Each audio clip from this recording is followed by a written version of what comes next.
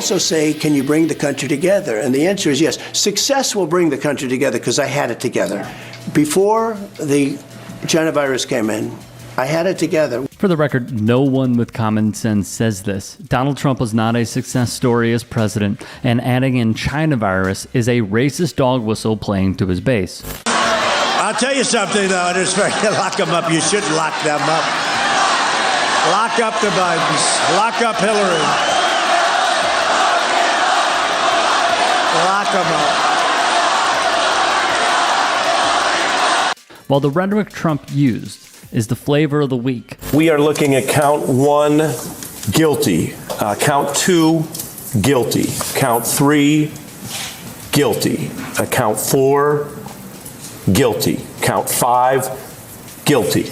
Count 6, guilty. Count 7, guilty. Count 33 and 34, guilty. He now dispels the entire law and order myth Republicans claim to have adored. No worries, though. From Fox News to UFC President Dana White, many have come to the former president's defense.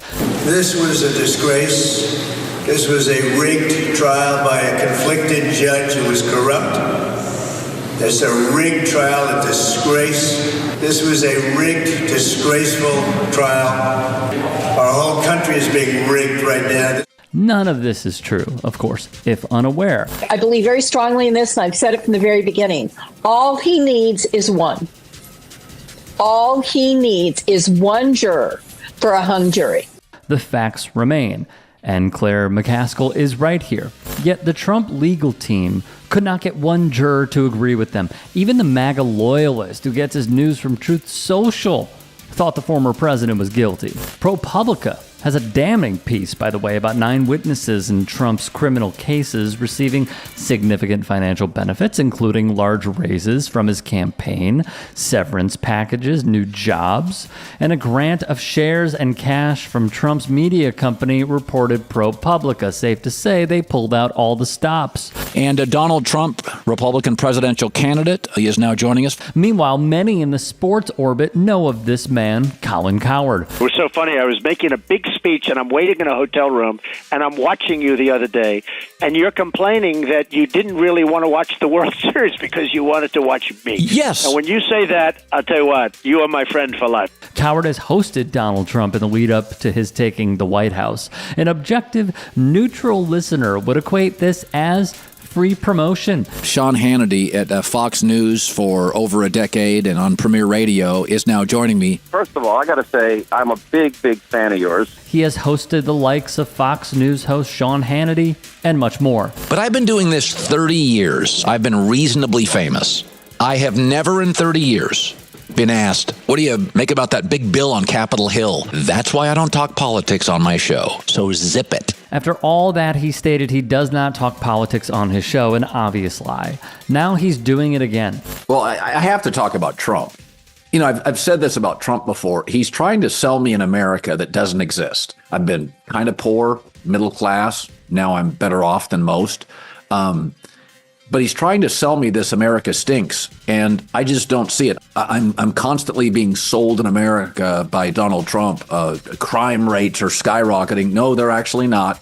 And for the first time publicly, Colin Cowherd has appeared to break from the man his very network Fox adores and propels to the presidency. It would be like watching your football team and they play well and win, and your neighbor says they're playing terribly and keep losing. No, they're winning and they're not playing terribly. Like, you can't keep selling me on how bad the country I live in is, because it's not bad for me or my friends. If you don't have policies that I connect with, and you're always grouching and about the other side, I'm not really interested in you. Look, it's a fair point, but it also comes from a place of privilege for Cowherd.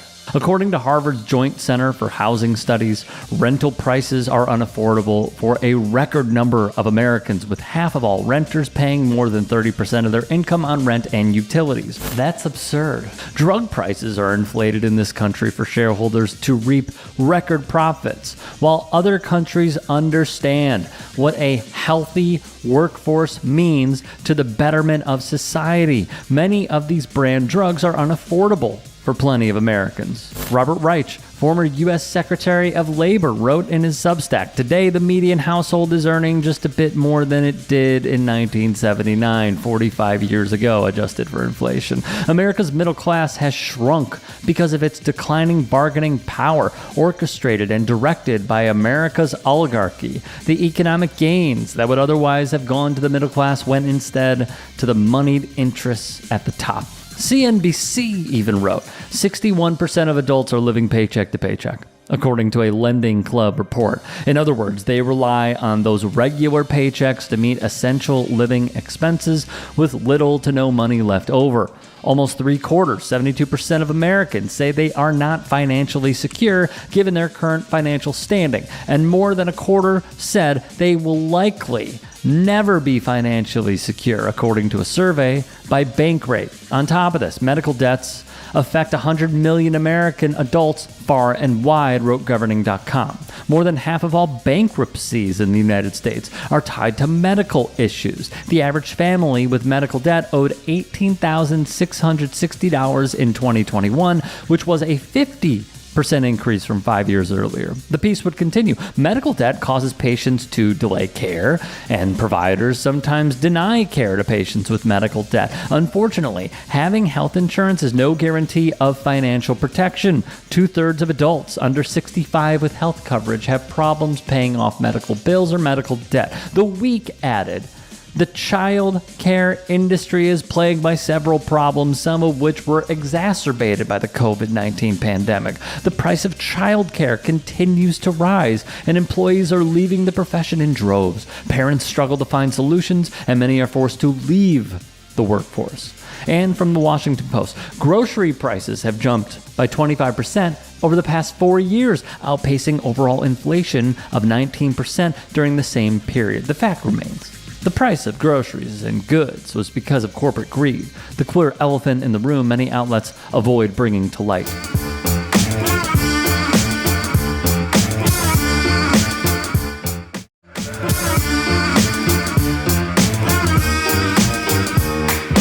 To be clear, it is great that Cowherd is speaking up. And this is by no means raining on his parade of a diatribe. But we need to bring a dose of reality to the forefront here. Okay, his friends may be doing fine, or to the best of his knowledge doing fine, but that does not mean that millions upon millions upon millions of Americans are struggling in the year 2024. And that is the key to unlocking social liberation, is seeing those that are at a severe disadvantage and trying to help them get on even ground. They said there's a great need for something very high level, very high style. While Trump Vodka ceased sales in the U.S., a company in Israel now sells vodka under the name. Cowherd would also bring this up. You know, Trump once tried to sell a vodka and acknowledges he never drank, ever. He's never really drank alcohol, but he tried to sell a vodka. So I've thought for a long time he's just kind of a con artist. An interesting point. Cue up Emmanuel Acho talking about the sweet MJ on Van Lathan's podcast. Then Cowherd would go further. Let's say I got busted for some really bad crime in court, a drug crime. And my wife did too, in a separate case. And then so did one of my kids, my manager, my agent, and my attorney. It would be reasonable to conclude that I'm shady and involved in a business that's not terribly legal. Well, Donald Trump is now a felon. His campaign chairman was a felon. So is his deputy campaign manager, his personal lawyer, his chief strategist, his national security advisor, his trade advisor, his foreign policy advisor, his campaign fixer, and his company CFO. They're all felons, judged by the company you keep.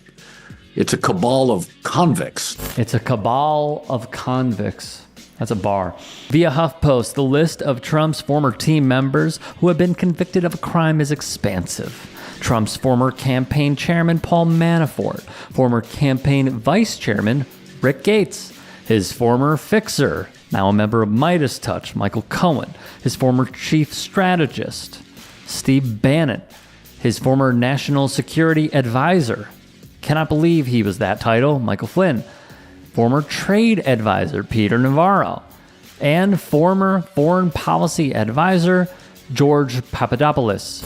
It's also, I reiterate, a different tune. After all, Colin Cowherd hopped aboard the red wave scare that didn't pan out during the midterms. To be clear, he gave the socially liberal, fiscally conservative jargon. He even called George W. Bush a war criminal, a, quote, decent man. He said he would have considered voting for Mitt Romney, just to give an idea. He'd then add of Trump. If everybody in your social circle is a felon, I don't think it's rigged. I don't think the world's against you. And to get people to agree on anything, 34 counts, 0 for 34. I mean, that's a batting slump even the New York Mets could be impressed with. 0 for 34. So, it's just when you're constantly trying to sell me on an America that I don't see. Trump's entire game plan is the country is in a free fall. Maybe in the Trump-centric neighborhoods it is. Let's pause here. It's this fear. That's what it comes down to. It's this fear that this man sells to his base and garners for votes over and over and over again. It is a continuous cycle. And quite frankly, Colin Cowherd is not only spot on, but beyond accurate here. And the hypothetical that he gave about him and his family and his friends, if that were him, one would hold judgment. Yet for some reason, many loyalists or even non-loyalists have this view that can be sparsed and hairs can be split because of who that person is or the wealth that they have, when they shouldn't. It should never come down to that, period.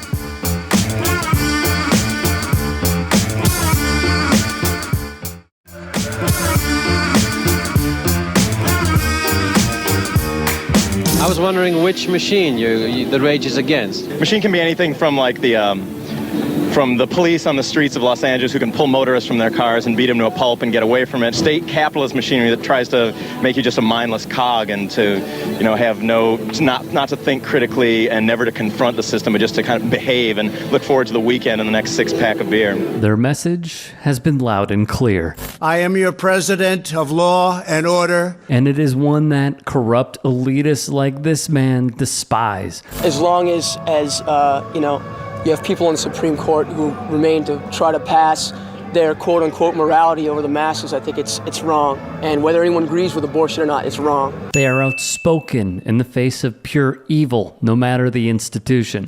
Public trust and approval of the court have hit historic lows due to seemingly partisan decisions and a growing number of ethics scandals. And no matter the political party. Our democracy has been hijacked! Brothers and sisters!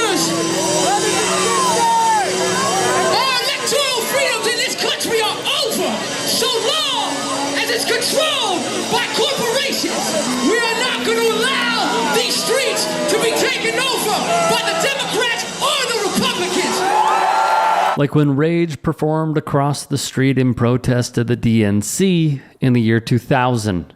Outside the Staples Center in Los Angeles. Despite the fact that Rage's far-left politics are written clearly all over their music. This is what it's about. Pay heed to their words. Whether in interviews or songs, the meanings are symbolic of the people's quest for liberation. Well, because I think that in living in the States, you're living in one of the most brutal societies in the history of the world. History lessons take place through artistic demonstrations. The systemic problems that gave rise to Trump are at the core of what's going on. And it existed during the Obama administration, the Bush administration, the Clinton administration, the Bush, is that the drive to enrich the 0.001% at the expense of working class and middle class people is what has driven people to a level of economic anxiety, both in the United States and in the UK, which has caused a fertile field for demagogues to use the oldest trick in the book, which is racist divide and rule, and to separate the working class. And, it's the Mexicans' fault. It's the Russians' fault. It's the immigrants' fault. It's not their fault. Like any undocumented worker and a white working class person in Alabama have much more in common about their needs for themselves and their families with each other than they do with Donald Trump. It's true. And the memorandums that bleed through their hits are as obvious as the writing on Morello's guitar. They've dedicated songs to shutting down Wall Street through anti-capitalistic measures, shining a spotlight on the continued practices of police brutality in the intersection of precincts with a history of white supremacy. The bloated payments defense contractors receive straight out of our pockets to fund endless wars, and so much more, including... I will tell you right now, they don't look like Indians to me. They don't look like Indians to me, sir. Thank God that's not the test of whether or not people have rights in this country or not, whether or not they pass your look test. And they don't look like the Indians. Now, maybe we say politically correct or not politically correct. They don't look like Indians to me. American racism. The disenfranchisement of Native Americans and resistance. Are you familiar with Leonard Peltier? Yes. Okay. Leonard Peltier was convicted of killing two FBI All right, now we're going on. Recall this squabble between Jon Stewart and Bill O'Reilly. The main focus is the man Stewart mentioned. Leonard Peltier is a North American Indian extradited from Canada, largely on the basis of fabricated evidence. He was tried in the United States and convicted of the killing of 2 FBI agents in a shootout on a South Dakota reservation 12 years ago. To the American judicial system, Peltier is just a murderer. But big questions remain about FBI tactics during the trial.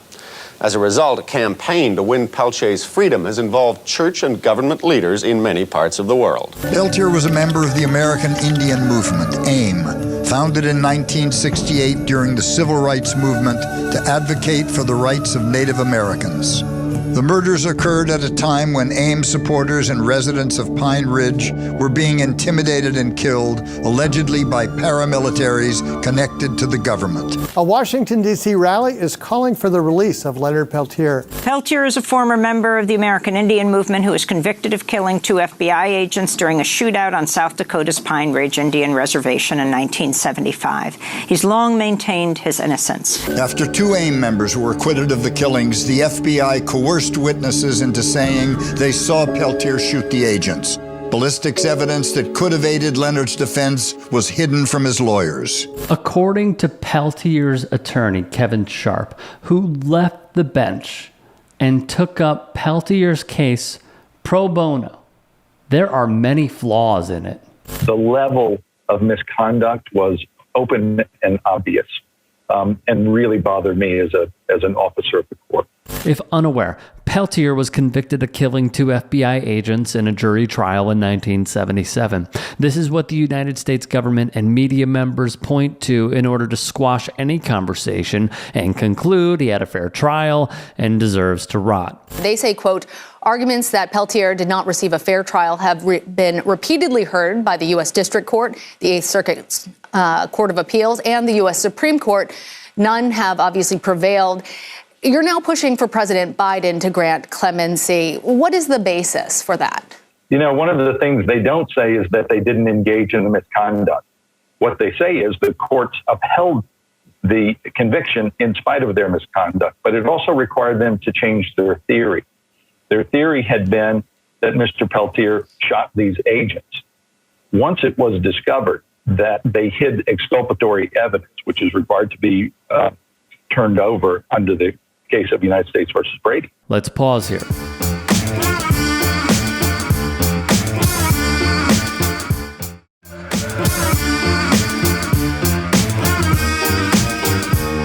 Specifically, what is that evidence that was hidden? Senator Mazie Hirono would write in a letter on behalf of Peltier to President Biden that prosecutors withheld critical, exculpatory evidence, namely a ballistics report that proved shell casings from the murder weapon did not come from a rifle tied to Mr. Peltier. From the week this was discovered by Peltier's attorney in 1980 after an FOIA request was submitted. Another key piece of evidence, via Amnesty International. At his trial, the prosecution alleged that the rifle which killed the agents belonged to Leonard Peltier. During post-trial investigations, the defense team discovered a telex message suggesting that the rifle in question contained a different firing pin from the one used to kill the agents. This was raised on appeal and an evidentiary hearing held at which the significance of the telex was contested by the government. Britannica sums it up perfectly. Among the many controversies associated with the Peltier case are these. There are no known witnesses to the deaths of the FBI agents. The gun that fired the fatal shots is not known. The identification of the vehicle that led agents to Jumping Bull is in question, and the FBI has admitted to withholding thousands of documents pertaining to the case.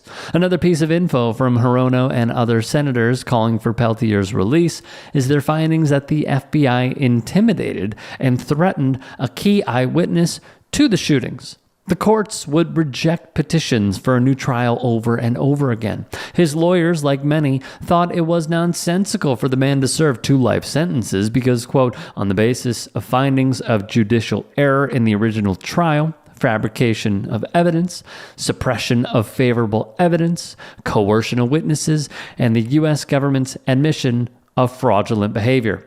The top prosecutor in the case, James Reynolds, would claim Peltier was wrongfully convicted of the 75 double murder of FBI agents. He'd write to President Barack Obama advocating for clemency. President Obama did not heed those calls. Once that was discovered, it was a ballistics test that showed Leonard Peltier did not shoot the agents. And so they changed their theory to one of aiding and abetting and said, well, he was there, along with about 40 other people. Yes, he was there. And so the standard of review was different at that time. Now, finding that kind of a constitutional violation would never be upheld. There was also a juror who admitted on day 2 that she was prejudiced against Native Americans, allowed to stay on the jury. That would never be upheld today. It's why James Reynolds, who was the U.S. attorney who took over the case, agrees that would never be upheld in a court today. This clemency needs to be granted. Rage would see all this, study it, compose the track, and make their message clear once again. The song title, Freedom. It's the 10th song on the band's self-titled album, Rage Against the Machine, released in 1992. Speaking to Rolling Stone in 1995, frontman Zach De La Rocha would say, I believe in this band's ability to bridge the gap between entertainment and activism. Leonard Peltier is a political prisoner, but he's much more than that. He symbolizes the continuance of the U.S. genocidal policy that's been perpetrated against the native peoples of this country. On April 29th, 1994, Rage Against the Machine, along with the Beastie Boys, Cypress Hill, and X, would hold a benefit concert for Peltier. Years later. Hello, this is Tom Morello, sending love and support to Leonard Peltier and all of his supporters. We must continue the fight to free Leonard Peltier, a true American hero. His struggle as a freedom fighter and as a prisoner of war is one that is very important and central to the core of the American injustice system. So Leonard, we love you, man. We're behind you. We will never stop fighting until you're free. In 2015, Morello, along with Carlos Santana, Robbie Robertson, Chris Christopherson, Harry Belafonte, Peter Gabriel, Jackson Brown, Irene Bedard, Bonnie Raitt, and many more joined the I Will campaign calling for Peltier to be granted clemency. Morello, DJ Free Leonard Peltier, and the political prisoner himself would release a song titled Traditional Way of Life in 2021. It's streaming everywhere. As of March 2024, Hawaii Senator Brian Schatz, a Democrat, wrote a letter to Merrick Garland calling for the compassionate release of Peltier. It was signed by Hirono, Ed Markey, Bernie Sanders, Tina Smith, Elizabeth Warren, and Peter Welch. This is what I love about bands like this. Because you think you understand the song, you think you get the meaning, but then once you go a little deeper and a little deeper, the song just gets flipped up on its head, and you also get completely turned around internally. And it makes you go deeper and deeper and deeper to truly understand where they are coming from. And hopefully now you do.